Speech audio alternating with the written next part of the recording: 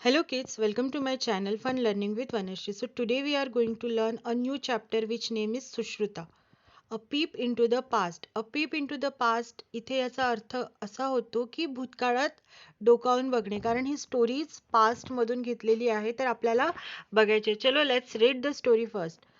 Sushruta was an Indian Ayurvedic physician widely regarded as the father of Indian medicine or father of surgery and father of plastic surgery. So Sushruta हे कोण होते? एक Indian आयुर्वेदिक physician होते आणि त्यांना लोक काय म्हणून ओळखायचे किंवा ते वाईडली रिगार्डेड किंवा त्यांना जास्तीत जास्त काय म्हणून ओळखल्या जात होते की father of Indian medicine, father of surgery आणि फादर ऑफ प्लास्टिक सर्जरी ह्या तिन्ही गोष्टींचं इन्व्हेन्शन त्यांनी केलं होतं त्या पिरियडमध्ये. तर म्हणून त्यांना या नावाने ओळखल्या जायचं. He wrote one of the world's earliest works on medicine and surgery. Sushruta was known as the main author of the treatise The Compendium of Sushruta Samhita. So kids, आपण बघतो की आत्ताचे जे डॉक्टर्स आहेत ते सर्जरी करतात, plastic surgery करतात. कुठे जर आपले एखादं ऑर्गन्स जे आहे ते डॅमेज झाले तर प्लास्टिक सर्जरी केल्या जाते. सो अशा पद्धतीने हे आत्ता होते, पण ह्या गोष्टी आत्ता घडत आहेत. पण ह्याच गोष्टी जेव्हा आपले जे अँसेंटर होते, पूर्वीचे जे लोक होते, तेव्हा सुद्धा ही गोष्ट व्हायची किंवा ह्या ट्रीटमेंट्स होत होत्या. तर त्या ट्रीटमेंटचं इन्व्हेन्शन जे कोणी केले होते ते कोण होते? सुश्रुता होते. म्हणून त्यांना काय म्हटलं जायचं? Father of Indian medicine, father of surgery and father of plastic surgery. So त्यांनी एक ग्रंथ लिहिलं होतं. ते ग्रंथ सुश्रुता संहिता आहे, ज्याच्यामध्ये ते संस्कृतमध्ये होतं आणि त्याच्यामध्ये मेडिसिन अँड सर्जरीच्या रिलेटेड जे पण काही नॉलेज त्यांना होतं ते त्यांनी तिथे लिहून ठेवलेलं होतं. During those days, physicians treating human beings were also trained in the care of animals.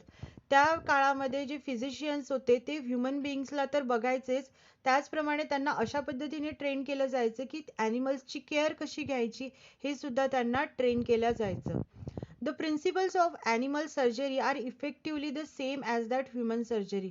जे ह्युमन सर्जरीमधले जे त्यांचे रूल्स होते किंवा जे प्रिन्सिपल्स होते तेच सेम प्रिन्सिपल, तेच सेम रूल्स ॲनिमल सर्जरीला पण लागू पडायचे किंवा इफेक्टिव्ह होते. इंडियन मेडिकल ट्रिटाईज लाईक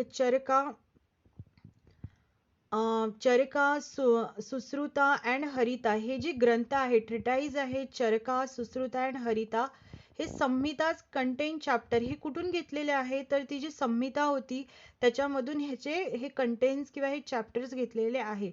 याच्यामध्ये काय रेफरन्स मिळतो? तर about care of disease as well as the healthy animals. जसं आपण बघितलं की सुश्रुतांनी काय लिहून ठेवलं होतं? संहिता लिहून ठेवली होती.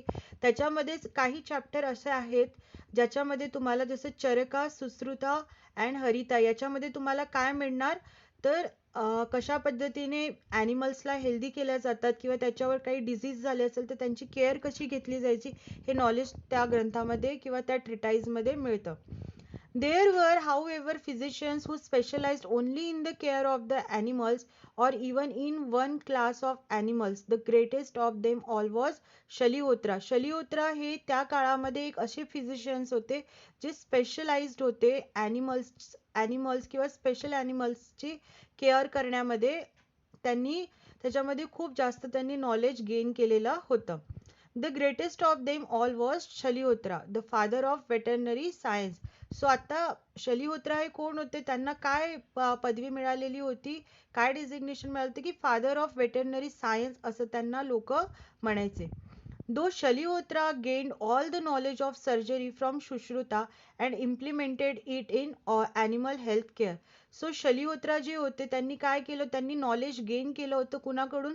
सुश्रुताकडून. सुश्रुताला जसं आपण म्हटलेलं आहे की सर्जरीचं father of surgery, father of plastic surgery म्हटलं, त्यांच्याकडून त्यांनी नॉलेज गेन करून सुश्रुताकडून त्यांनी इम्प्लिमेंट केलं होतं सेम ॲनिमल हेल्थ केअरवर. वन्स ही आस्क्ड सुश्रुता, त्यांनी एकदा सुश्रुताला विचारलं what all he would need to perform a surgery on a wonderful horse. त्यांनी विचारलं की सुश्रुताला की जर एखाद्या हॉर्सची व्यवस्थित चांगल्या पद्धतीने सर्जरी करायची असेल तर कुठल्या कुठल्या गोष्टींची गरज असेल.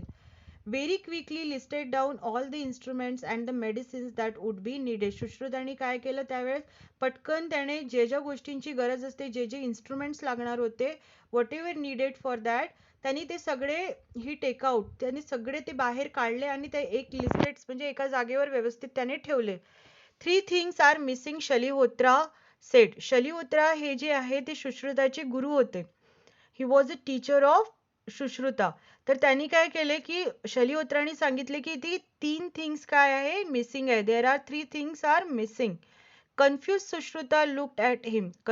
जो सुश्रुता होता तो काय झाला कन्फ्युज झाला आणि तो शलिहोत्राकडे बघायला लागला. I will give you a week to find them Shalihotra consoled. शलिहोत्राने दुःख व्यक्त करत काय म्हटलं की मी तुला एक आठवड्याचा कालावधी देतो, त्याच्यामध्ये तू शोधून काढ की कुठल्या 3 गोष्टी तिथे मिसिंग आहेत. Curious to find out what those three things were. आणि जो सुश्रुता होता तो काय फार क्युरियस झाला की असली कुठली गोष्ट आहे, मी तर सगळ्या गोष्टी काढलेल्या होत्या, मग अशा कुठल्या 3 गोष्टी आहे जे तिथे मिसिंग होत्या. Sushruta observed his teacher carefully for the next one. Shalihotra हे त्याचे टीचर होते, त्यांना तो काय करायला लागला होता ऑब्झर्व करायला लागला होता फॉर नेक्स्ट 1 वीक. आणि त्याला काय गोष्टी सापडल्या चला बघूया. Before operating the horse Shalihotra observed every part of the horse. Operation करायच्या आधी किंवा सर्जरी करायच्या आधी शलिहोत्रा काय करायचे की हॉर्सच्या प्रत्येक एव्हरी पार्टला ते बघायचे. So and then Sushruta found the first missing thing. आणि त्याच वेळेस सुश्रुता पण त्यांना ऑब्झर्व करत होता. सुश्रुताला काय मिळालं की फर्स्ट मिसिंग थिंग त्याला ही गॉट. तर ती फर्स्ट मिसिंग थिंग कुठली होती. A good veterinarian should have an eagle's eye. जे पण गुड वेटरनरियन असतात, जे प्राण्यांचे डॉक्टर्स असतात, त्यांच्याकडे काय असायला पाहिजे तर इगल्स आय असायला पाहिजे. इगल्स आय म्हणजे जर इगल आकाशामध्ये उडत असेल तरी त्याला जमिनीवर कुठलीही वस्तू पडलेली असेल तरी त्याला ते तितक्या उंचावरून सुद्धा दिसते. तर तशासाठी इगल्स आय असणं गरजेचं आहे असं त्याला जाणवलं. Next then Shalihotra treated the animal as if it were his own, balancing science and compassion equally. So Shalihotra treated the animal as if it were his own. ते जे शलिहोत्रा जे होते ते ॲनिमल्सला असे ट्रीट करायचे जसे काही ते त्यांचेच ॲनिमल्स आहे. Balancing science and compassion equally. ह्या सगळ्या गोष्टी ते काय करायचे इक्वली बॅलन्स करायचे. And Sushruta found is second rule. आणि त्याला तिथे सुश्रुताला सेकंड रूल फाउंड झाला. तो कुठला होता. A good veterinarian should have a lion's heart. जे गुड वेटरनरियन असतात they have a good lion's heart हे असं त्याला जाणवलं. Shalihotra help the horse recover after the surgery. Sushruta came to know that a good veterinarian should have a mother's touch too. So त्याला नंतर परत तिसरी थिंग जी होती ती मिळाली. ती कुठली होती. Third things he found which was key a good veterinarian should have a mother's touch. Mother's touch म्हणजे आपल्या आईचा स्पर्श, मायेचा स्पर्श. म्हणजे जे शलिहोत्रा होते जे एकदा हॉर्सला ऑपरेट केल्यानंतर सर्जरी केल्यानंतर पण ते काय करायचे की सर्जरी झाल्यानंतर फक्त त्यांचं काम तिथेच संपायचं नाही तर ते रिकवर होतपर्यंत तो हॉर्स रिकवर होतपर्यंत त्याची केअर करायचे. सो याला काय म्हणत असतात मदर्स टच टू. नेक्स्ट होतं part 2. A tradition of veterinary therapy developed very early in India and this has survived to the present time. So हे जे ट्रेडिशन होतं वेटरनरी थेरपीचं ते इंडियामध्ये खूप आधीपासून अर्ली पिरियडमध्येच ते डेव्हलप झालं होतं. ते आत्ताचं नाही आहे. तर ते खूप अर्ली पिरियडमध्येच डेव्हलप झालं वैदिक पिरियडमध्ये ज्याला आपण म्हणूया. In India this has survive to the present time. आणि आता ते सर्वाइव्ह पण करत आहे. आत्ताच्या काळामध्ये सुद्धा ते सर्वाइव्ह करत आहे. आपल्याला आत्ता पण वेटरनरियन डॉक्टर्स दिसत असतात. Based on the Ayurveda Indian veterinary medicine is known for its specialised literature. Veterinary मेडिसिनचं स्वतःचं एक स्पेशलाइज्ड असं लिटरेचर आहे, ग्रंथ आहे. which provides information on ancient methods of preventing and treating disease of animals. त्या ट्रिटाईजमध्ये काय तुम्हाला भेटेल त्या ग्रंथामध्ये तुम्हाला काय मिळणार आहे तर एन्शियंट मेथड्स आहेत. पूर्वजांचे जे मेथड आहे की कशा पद्धतीने डिझीज जर झाले असेल एखाद्या ॲनिमल्सला तर कशा पद्धतीने ट्रीट करायचं. Some of these treatments little known outside India are still practised today. So यातलेच काही मेथड किंवा काही ट्रीटमेंट आत्ता पण इंडियाच्या आउटसाइड एरियामध्ये म्हणजे दुसऱ्या कंट्रीमध्ये प्रॅक्टिस केल्या जातात. The oldest existing veterinary text from India is ट्रिटाईज entitle अश्व आयुर्वेदा सिद्धांत. सो एक परत वेटरनरी टेक्स्ट आहे किंवा ट्रिटाईज आहे, ग्रंथ आहे, त्याचं नाव आहे अश्व आयुर्वेदा सिद्धांत. Complete Ayurvedic systems for horses. So हे काय आहे? कंप्लीट आयुर्वेदिक सिस्टम आहे ज्याच्यामध्ये सगळ्या गोष्टी नोंदविलेल्या आहे किंवा सगळ्या गोष्टींचं नॉलेज हे लिहिलेलं आहे. ॲट्रिब्युटेड टू शलिहोत्रा. आणि हे ग्रंथ कोणी लिहिले? हे ट्रिटाईज कोणी लिहिलेलं आहे? तर शलिहोत्रा यांनी लिहिलेलं आहे. Around 2350 BC. The founder of veterinary medicine, subsequently various treatises on horses and disease of horses were. So याच्यामध्ये तुम्हाला काय मिळणार? काय त्यानंतर जे पण त्यांनी केलेलं आहे, जसं हॉर्सवरची डिसीज झाले की हॉर्सला कशा पद्धतीने ट्रीट करायचं, बरं करायचं, या सगळ्या गोष्टी तिथे त्या ट्रिटाईजमध्ये नोट डाऊन केलेल्या आहेत. नेक्स्ट आहे compose Nakula. One of the 5 Pandavas was a horse specialist himself. Among the best known works of animals literature is अश्वचिकित्सा.